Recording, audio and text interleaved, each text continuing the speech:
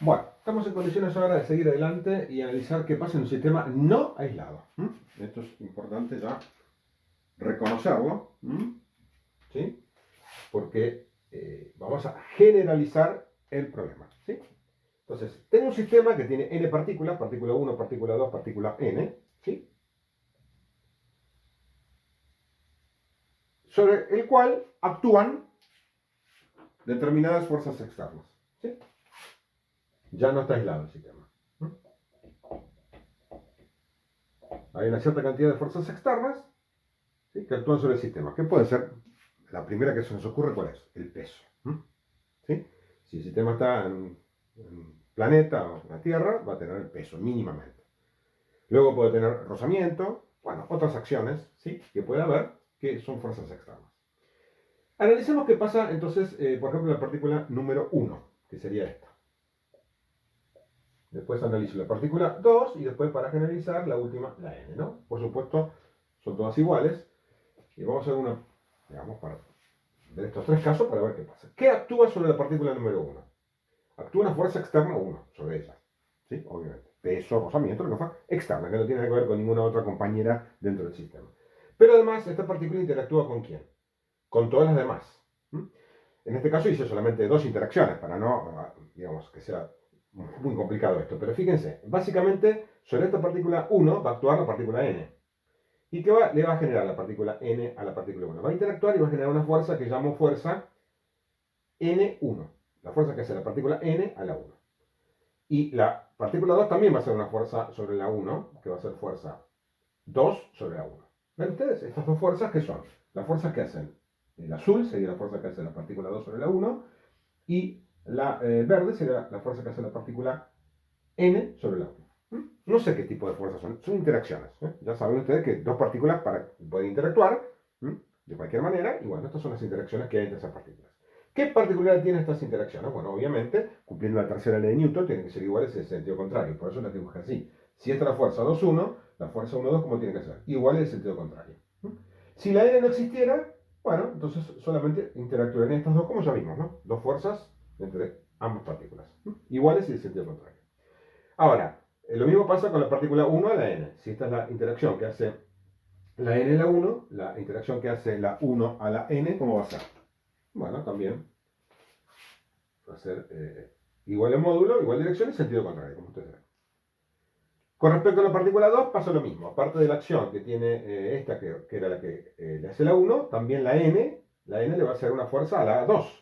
Eso la llamamos fuerza n2, fuerza que hace la partícula n a la 2. Por ejemplo, tiene esta dirección, lo marqué con rojo. Por supuesto que entonces su reacción va a ser esta que está acá. Esa es la fuerza que hace la partícula 2 a la n. No sé si se entiende. Y sobre todas las partículas, aparte de una fuerza externa. ¿Sí?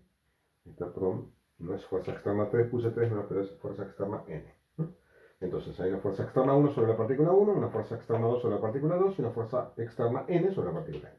Entonces, ¿qué tiene aplicada una partícula sobre ella? Tiene la fuerza externa y aparte las fuerzas internas de las n-1 partículas dentro del sistema. ¿Está? En total va a haber n-1 fuerzas internas y varias fuerzas externas, que la representé con una sola fuerza acá. Se pueden sumar, por supuesto, las fuerzas. Bien, una vez que tengo todo eso, estoy en condiciones de decir, bueno, ¿cuál es entonces la fuerza total sobre la partícula 1? La total que tengo, la sumatoria vectorial de todas las fuerzas que ejercen sobre la partícula 1. Entonces va a ser la fuerza que hace la partícula 2 sobre 1. Si hubiera una 3, acá no la dibujé para no abusar de la paciencia, pero si hubiera una 3 también, la fuerza que hace 3 a la 1, 4 a la 1, 5 a la 1, n en la 1. Todas las fuerzas que están marcadas con letra minúscula, ¿se acuerdan? Son fuerzas que dijimos que eran fuerzas internas al sistema. Y por último está la fuerza externa, que le puse con mayúscula, fuerza externa sobre la partícula 1. Esa es la fuerza total que se ejerce sobre el cuerpo número 1. ¿Se entiende? La sumatoria de fuerzas internas más la fuerza externa. La sumatoria de fuerzas internas, por supuesto, es n-1, ¿no? Siempre, porque una partícula sobre sí misma no puede ser fuerza, por supuesto. Así que, ¿qué faltaría acá en este caso? La componente F11, que no puede existir, 1, 1. Entonces es 2,1, 3,1, hasta n,1. ¿Se entiende? Por eso son n-1 fuerzas, de las n-1 partículas que actúan sobre cada partícula. Bien, eso entonces, toda esa es la fuerza total sobre la partícula número 1, según la ley de Newton, es la masa por la aceleración de la partícula 1. Bien, si entendemos esto, lo que sigue es inmediato. Sobre la partícula 2, ¿qué fuerzas actúan ahora? Bueno, la fuerza 1, 2, como vimos. 3, 2. ¿Qué falta acá? La 2, 2, por supuesto, no va a existir. 2, 2, sobre ella misma no se va a hacer. 3, 2, 4, 2, 5, 2, N2. Acá están las N-1, entonces, fuerzas internas que se ejercen sobre la partícula 2, de las N-1 partículas restantes. Más la fuerza externa sobre la partícula 2. Eso es igual a la fuerza total sobre la partícula 2 y va a ser igual a M2 por A2. Bien, así seguimos. F3, F4, hasta Fn, si ustedes quieren, ponemos Fn, la sumatoria de todas las fuerzas sobre la partícula n, que es F1n. Acá la tenemos, la fuerza que hace la partícula 1 sobre la partícula n, F2n, la que hace la 2 sobre n, F3n, F4n, F... ¿Hasta cuál? ¿Cuál es la última? No Fnn, porque sobre ella tampoco puedo hacer, que va a ser Fn-1, n. Ahí lo ven ustedes, ¿no? Hasta la partícula n-1, la anterior a ella. ¿Sí? En la lista que estoy numerando, ¿no? La anterior digo porque las número de 1 a n, ¿no? Hago una lista de partículas. Más la fuerza externa sobre la partícula n. Eso es mn por an. Bien.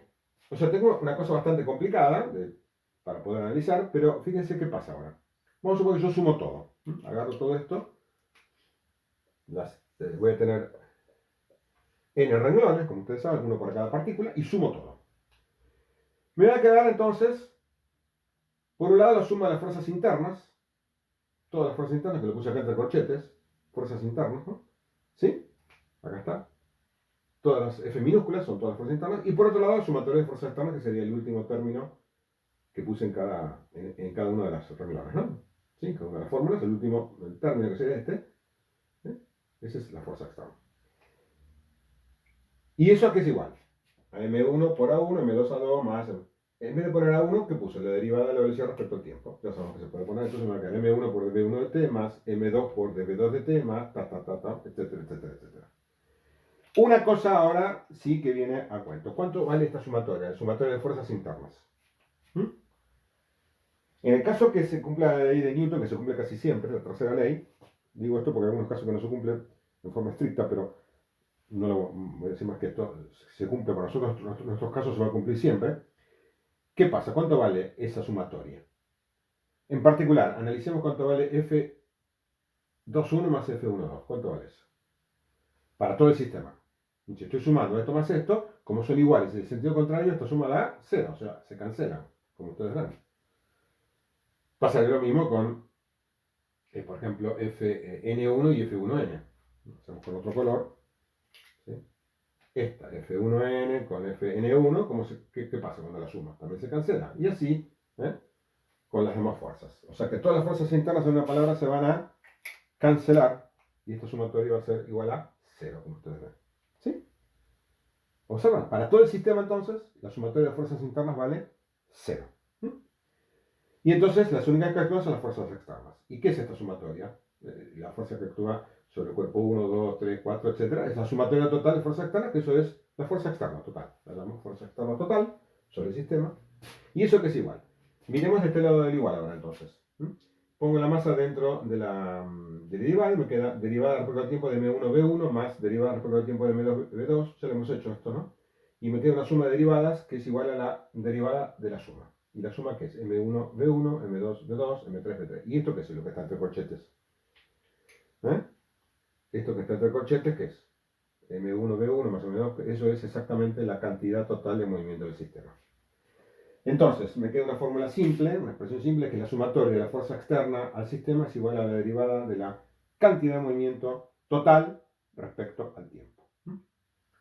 Entonces, por un sistema general no aislado, se puede decir, a veces se expresa así, no se pone sumatoria, ustedes recuerdan como la segunda ley de Newton, sabemos que es sumatoria, pero a veces se pone simplemente fuerza externa, ¿a qué es igual? A la derivada de P respecto al tiempo. ¿Sí? Esta es una expresión para sistema no aislado, sistema de partículas, que vendría a ser la equivalente a la segunda ley de Newton para sistema de partículas. Es una ley general para el sistema de partículas, pero también vale, como ustedes ven, voy a borrar esto acá si ustedes me permiten un poco para hacer lugar y no hacer otro video que ya estamos terminando este video. ¿Sí? es una ley general para el sistema de partículas que es equivalente a ¿qué cosa? A la segunda ley de Newton. ¿Por qué digo esto? Porque si tengo una sola partícula, si el sistema de partículas es una sola, caso sería reduciendo al extremo mínimo, entonces ¿qué va a pasar? Que P a que es igual, simplemente es M por B. P uno solo sería P minúscula, bueno, igual a P mayúscula, bueno, si ustedes quieren P minúscula igual a P mayúscula porque tengo una sola partícula, no tengo más que eso, y ese BB de una sola partícula no lo voy a identificar, no es B1, ni B2, ni B3, sino que es B únicamente, una sola partícula, ¿sí? O sea, mi sistema es una sola partícula, es lo más simple que hay, ¿sí? Y entonces, ¿qué va a ocurrir? Que la fuerza externa es la derivada justamente respecto al tiempo de ¿qué cosa? Justamente de md, y eso es, como ustedes ven, m por a, que es la segunda ley de Newton. Entonces, ¿qué significa? Que esta expresión es más general y que me conduce a la ley de Newton en caso simple, ¿sí? En caso de una partícula. Entonces, a partir de ahora vamos a utilizar esta ley, la segunda ley de Newton, generalizada. ¿Eh? ¿Sí? Esa es la ley de Newton, generalizada para el sistema de partículas y vamos a ver después que sirve también para cuerpos rígidos. Es la ley que vamos a utilizar a partir de ahora. Entonces, insisto, esta es la ley para sistema de partículas y para cuerpo rígido que simplemente aplicada a una sola partícula conduce a la ya conocida segunda ley de Newton. ¿Ok? Entonces, esto es un caso particular de esta ley más general. Esta, entonces, insisto, recuérdenla, la vamos a usar muy a menudo, a partir de ahora hasta el final. Es la segunda ley que tengo que aplicar siempre para el sistema de partículas. Más aún, esta ley me dice que si el sistema ahora está aislado, vamos a suponer que está aislado, ¿qué pasa si el sistema está aislado?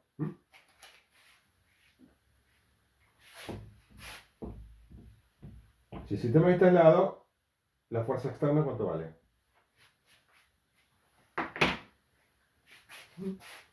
Sería un caso, entonces, otro caso, sí, aislado, volvemos de nuevo al sistema aislado, ¿cuánto vale la sumatoria de las fuerzas externas entonces?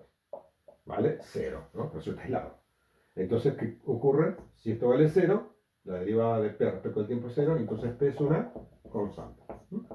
Lo que ya hemos visto es la ley de conservación de la cantidad de movimiento lineal. Fíjense toda la información que nos da esta expresión.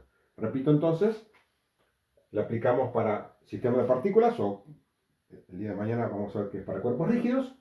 Y entonces, esta ley conduce a un caso particular, si es una sola partícula, o conduce también a la ley de conservación de la cantidad de movimiento lineal, si en el caso que la fuerza externa fuera igual a 0. Sistema aislado. ¿Ok? Bien, en particular también, sabemos que P, lo podemos escribir, ¿se acuerdan? Por masa total del sistema, por la velocidad del centro de masas. Entonces, de esta expresión, fíjense, puedo poner que la fuerza externa que es igual a la derivada respecto al tiempo de P.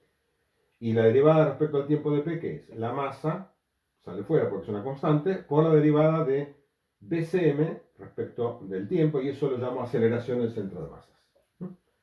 Y entonces, ¿qué me queda acá? Me queda una expresión como si todo el sistema, como ya habíamos dicho, ¿se acuerdan? El sistema de partículas puedo resumir como una sola partícula, y entonces en vez de usar la expresión general de Newton, usando la cantidad de movimiento, si conozco lo que pasa con el centro de masa, puedo aplicar esta ley. ¿Ven ustedes? Esto es como si fuera una partícula. ¿Cómo se comporta el sistema? Como si toda la fuerza, ahora tengo este sistema de partículas, tengo el centro de masas, borro las partículas, pongo el centro de masa, este es mi centro de masas. ¿Qué supongo? Que toda la fuerza externa está aplicada ¿a dónde? La sumatoria de fuerzas externas está aplicada ¿a dónde? En el centro de masas. Esto ya se reduce entonces, el sistema ya no es eso, sino que es simplemente un punto que tiene una masa m, y este sistema se va a mover con una cierta velocidad, que es la velocidad del centro de masas, y va a tener una aceleración, que es la aceleración del centro de masas, sea cual sea, ¿no? Puede ser paralela, ¿no? Eso va a depender del sistema, obviamente. En caso genérico, voy a tener esto. Entonces, ¿en qué reduzco a todo mi sistema? Que era, lo voy a dibujar de nuevo, ¿no? Todo esto, ¿a qué lo reduzco? A un punto solo de masa m y de estas magnitudes. ¿Ok? Eso es una simplificación muy, muy interesante, muy importante para estudiar un sistema de partículas complicado. ¿Ok? Bien. Lógicamente el movimiento se demuestra andando, como ya sabemos, así que cuando hagamos problemas vamos a entender un poco mejor cómo funciona sobre todo esta expresión.